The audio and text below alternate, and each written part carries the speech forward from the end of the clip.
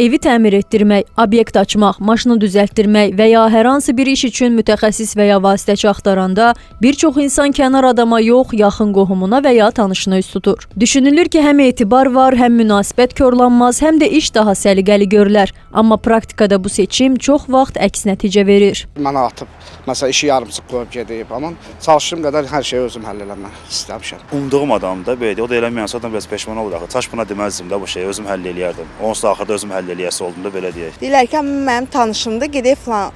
Məsələn, sizə 5 manata düzəltdirsə, mənə 15 manata deyəcəklər. Cəmaata məsləhətim odur ki, qohumdan, tanışından uzaq yaratmırlar. Tanış var, atır gedir, yarı yolda qoyur. Nə eləyir özünü iki eləyir. Çünki yaxın bilir ki, keçəcək də sənin üçün. Ancaq başqa adam olsa tutacaq boğazından, deyəcək, bu nədir sən mənə atmısan?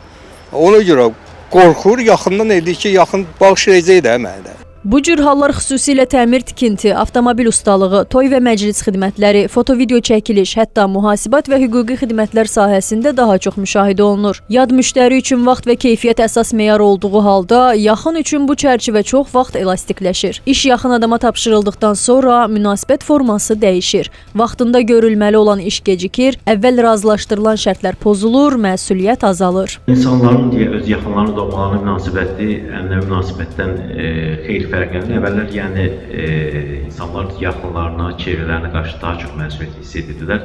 İndi fikir verirsinizsə, valideyn-övlad münasibətlərində, yaxınlar, qohumlar arasında olan münasibətlərdə müəyyən bir ziddiyyət yaşanır. Yəni ilk növbədə etibardan sui-istifadə halları artır. Bu da yəni texnologiyaların, sosial şəbəkələrin müəyyən kənar təsirlərin birbaşa nəticəsidir. Sosioloq Naib Niftəliyev deyir ki, səbəb sadədir. Qarşı tərəf bilir ki, bu münasibət rəsmi deyil. Yaxınıq, anlayışla qarşılayacaq. Belə ki, insan yaxın çevrədə daha az məsuliyyət hiss edir. Çünki burada cərimə, müqavilə və ya müştəri itkisi qorxusu yoxdur. Əvəzində başa düşər, inciməz, sonra danışarıq düşüncəsi üstünlüyü təşkil edir. Bu isə işi şəxsi münasibətin kölgəsində qoyur. O şəxslər yarı yolda qoyurlar ki, o insanlar həm bunun müqabilində cəzalanmayacaqlarını və yaxud deyək ki, cəzalansalar belə ailə sevgisinin, ailə münasibətlərinin, yaxınlıq, qohumluq münasibətlərinin qalib gələcəyini düşünürlər. Və yaxud deyək yaxınların doğmalarının səmimiyyəti, xoş münasibəti belə sui-istifadə hallarına və yaxud manipulyasiyalara müəyyən bir şərait yaradan faktorlar arasındadır. Digər tərəfdən işi tapşıran tərəf də çətin vəziyyətdə qalır. Narazılığını açıq demək istəmir, haqqını tələb edəndə münasibətin korlanacağından çəkinir. Nəticədə insan ya keyfiyyətsiz işlə razılaşmalı olur, ya da həm işini, həm də qohumluq bağlarını itirir.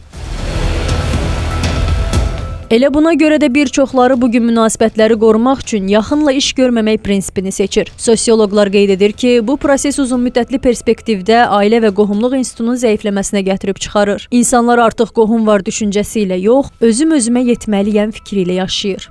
Ayşən Sərdar qızı, Davud İbrahimov, Xəbər ertəsi.